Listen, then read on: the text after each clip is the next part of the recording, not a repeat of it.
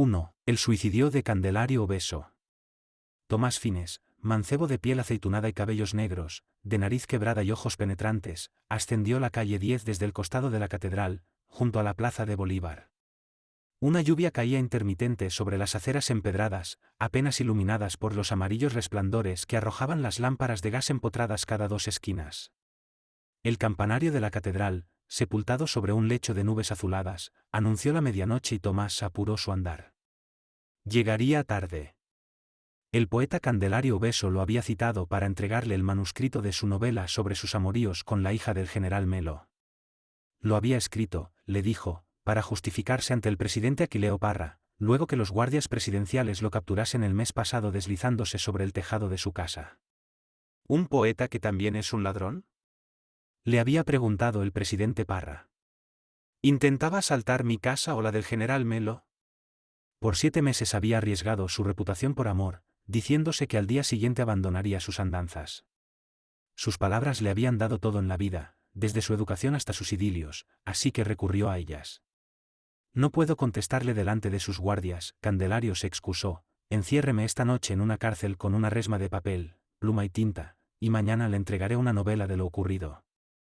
Parra aceptó por respeto a las décimas de Candelario que tanto cautivaban a la sociedad santafereña.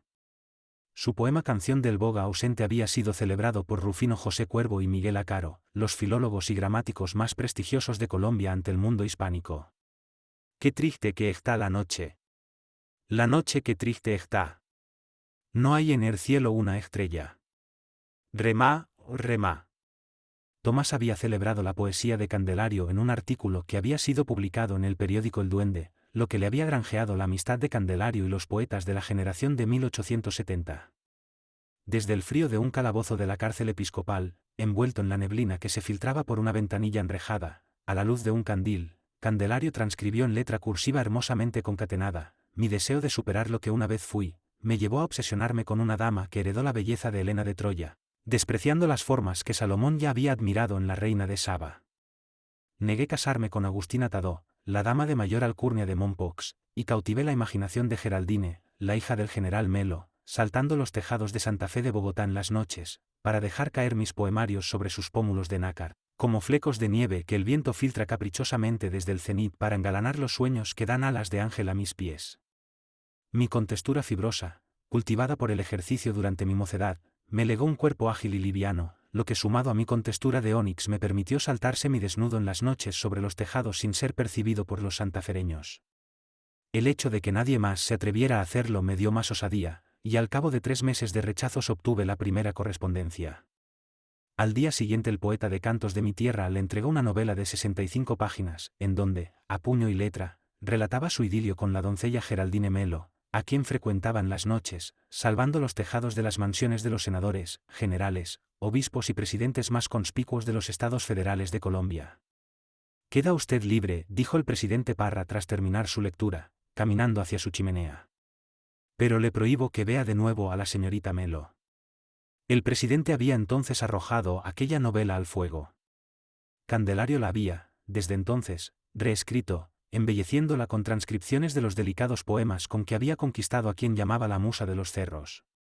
El anunciado compromiso de Geraldine Melo con Francisco Arango, propietario de la funeraria Arango, y la perseverancia con que la ninfa lo evitaba, había sumido a Candelario en una honda depresión. Solo Tomás y el poeta Julio Flórez sabían de la existencia de aquella novela.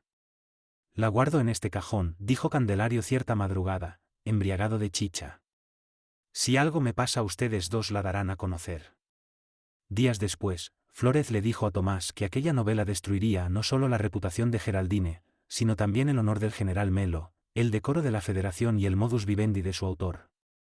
«Lo espero hoy a la medianoche en mi casa», había escrito Candelario con pulso nervioso. «Sospecho que alguien más lo sabe». Estaba en deuda con Candelario, mediador de sus pretensiones amorosas ante el senador Gerardo Vergel, hermano de María del Carmen Vergel, su prometida. Fue el mismo Candelario quien se la presentó cierta tarde, luego de impartir un discurso en apoyo del presidente Aquileo Parra en la Casa Liberal de Santa Fe, hacia principios del año anterior. La atracción mutua fue inmediata, cada vez que un enamorado observaba al otro, entre la concurrida audiencia, éste se descubría ya observado. Se sentaron en la última fila, al borde del jardín. María del Carmen se levantó entonces, en medio de una arenga del presidente quincuagenario, para caminar, escoltada por una docena de tornasoladas libélulas, por el camino de piedra que conducía al kiosco central, en donde una cocinera y un siervo aderezaban un banquete.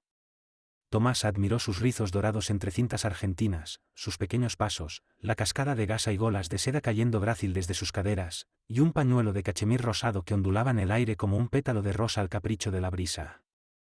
Se levantó, tomó el pañuelo y lo besó a la luz del atardecer. Avanzó unos pasos, justo cuando María del Carmen enviaba a la servidumbre a disponer la cena. «María del Carmen», exclamó ofreciéndole el pañuelo. «Es de usted», respondió María del Carmen con lágrimas en las mejillas, cerrando sus puños con sus manos. «Así no me olvidará». «¡Qué misteriosa eres!», susurró Tomás apenas percatándose de que ya la tuteaba. «¿Cuántos secretos tienes?». Para unas 3 vidas, la voz de María del Carmen se quebró. «Soy una dama de provincia. Mañana debo partir y...». «Quiero que seas mi esposa», dijo Tomás besando la palma de su mano a espaldas de los sirvientes que ya se aproximaban.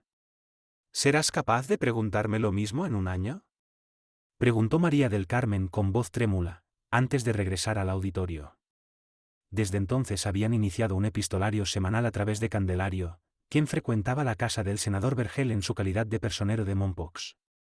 Con una estatura de 180 centímetros, Vergel era el senador más robusto del Congreso. Su fuerza descomunal era motivo de leyendas en sus corredores. Se decía que había derribado a un toro a los 13 años, y que era capaz de levantar 50 kilos con una sola mano.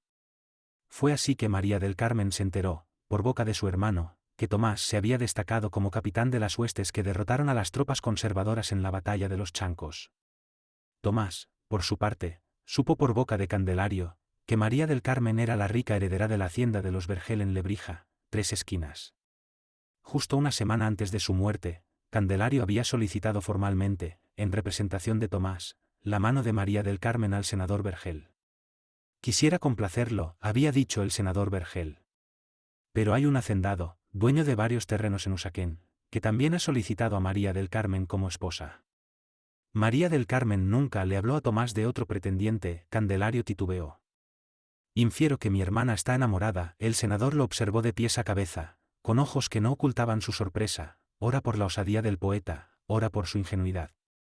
«De Tomás Fines», asintió Candelario, «María del Carmen será feliz. Ella lo ama, y él a ella». Gerardo permaneció en silencio por unos breves instantes, sus ojos contemplando, junto a su ventana, la reproducción del Moisés de Miguel Ángel en mármol de Carrara. «Infiero entonces que el tal hacendado no existe, mi querido amigo», intervino Candelario. El senador calló por unos instantes, presa de una creciente indignación. ¿Quién era ese mulato sin dinero y sin abolengo para cuestionar su palabra? Incluso si fuera mentira, esta exigía respeto y obediencia de cualquier hombre educado en los modales de la diplomática o hipócrita sociedad bogotana. Reconsideró que ni Tomás ni Candelario eran oriundos de la capital, por lo que optó por expresar lo concreto. Candelario lo espetó irritado. «El joven Tomás es un abogado sin influencias». El poeta de Mompox se abstuvo de responderle, de pie, ante él, sosteniendo su sombrero de fieltro en la mano. Una brisa helada levantó los velos de seda de las cortinas y se filtró por la amplia ventana de su mansión del barrio La Candelaria, desde donde Candelario divisó el campanario de la Catedral Mayor de Santa Fe, torre inmensa y solitaria ante el cielo azul que cubría la vasta sabana cundiboyacense. «Si Tomás no ha hecho uso aún de sus influencias», terció Candelario, «es porque no lo ha considerado necesario. Tomás es hijo del comerciante griego Aristóteles Fines». Los ojos de Gerardo brillaron de súbita codicia. «¿El dueño de la distribuidora Fines?». «Sus ventas de quesos y vinos griegos generan cerca de 20 empleos», repuso Candelario. «Don Aristóteles tiene poderosos amigos en las magistraturas, incluso en la presidencia». El senador lo observó con creciente interés. «No solo vinos griegos, sino también franceses, italianos, portugueses, españoles».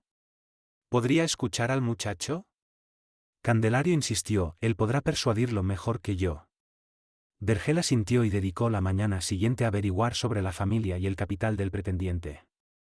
La cita con su futuro cuñado se concertó al siguiente atardecer. Una de sus sirvientas lo recibió y le sirvió una taza de chocolate con almojábanas de arcabuco. Don Aristóteles es un hombre generoso, dijo Vergel arrellanándose en un sofá de 6 puestos. Ya lo hizo a usted dueño de un lote en Teusaquillo. ¿Lo conoce? Compro con frecuencia sus vinos. Me entregó un lote de 10 hectáreas, asintió Tomás, y con su venta adquiriré la casa de la esquina adyacente. Ya veo. Le aseguro que lo arriesgaré todo por la felicidad de su más valiosa posesión. El senador Gerardo Vergel contrajo el ceño favorablemente impresionado. No soy un monstruo que se opone a la felicidad de mi hermana, Gerardo lo tranquilizó mordiendo una tajada de queso fresco. Cuando compre su casa nos invita. Gracias. Queremos casarnos este fin de año. Y entonces, el senador Gerardo Vergel endureció su semblante. Con mucho gusto, haremos público su compromiso. La venta del lote se había realizado la semana anterior, y la promesa de venta de la casa de don Saúl Cano ya estaba firmada. Solo faltaba esperar el desembolso y la consignación del saldo para concluir el trato. Una figura oculta por capa y sombrero sevillano lo sacó de su ensimismamiento, venía en dirección contraria y cambió hacia la acera opuesta. Tomás cruzó la calle instintivamente. Poseedor de un agudo sentido del olfato, tenía la costumbre de aspirar el rastro de los transeúntes, en busca de aromas que delataran su estado y condición, ya fuera un perfume, un condimento o un halo de alcohol. Reconoció una fragancia a colonia inglesa y una acreolor a pólvora. Presintiendo lo peor, tomó la empinada carrera quinta hasta la calle Tercera, en donde tocó a la puerta de Candelario. Esta cedió de inmediato. Entró a tientas hasta alcanzar el escritorio del poeta, en donde encontró una lámpara de gas que encendió estallando una cerilla. Al voltearse descubrió aterrado el rostro sanguinolento de Candelario, sus pupilas observándole. Un revólver yacía en su mano derecha, en la izquierda sostenía un sobre cerrado. Abrió rápidamente el cajón inferior del escritorio y tomó el nuevo manuscrito de la novela de Candelario. Lo ocultó en el bolsillo secreto de su gabán. Avanzó con piernas temblorosas sobre el cadáver de su amigo. Se agachó para tomar el sobre y sintió pasos cercanos. Trató de ocultarse tras las cortinas, pero desistió a la fatídica luz de una lámpara que reveló la presencia de Geraldine Melo, 2 enfermeras y el señor Arango.